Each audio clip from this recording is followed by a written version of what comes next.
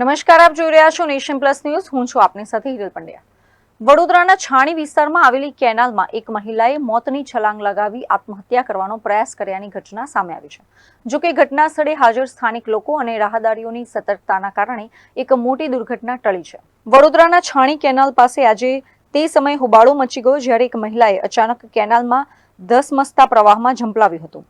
મહિલાને કેનાલમાં કૂદતી જોઈને આસપાસથી પસાર થતા રાહદારીઓ અને સ્થાનિક લોકો તાત્કાલિક તેની મદદે દોડી આવ્યા હતા.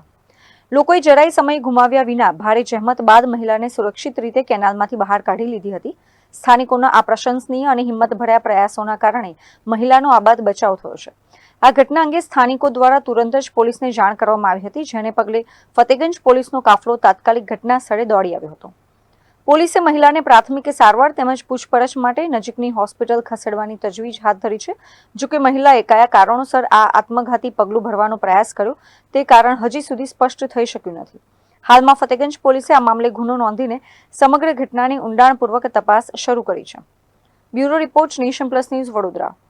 સમાચારોનો સતત અપડેટ મેળવવા માટે અમારી નેશન પ્લસ ન્યૂઝની યુટ્યુબ ચેનલને સબસ્ક્રાઇબ કરો, બેલ આઇકન દબાવો અને જોડાયેલા રહો ફેસબુક, ઇન્સ્ટાગ્રામ અને ટ્વિટર પર.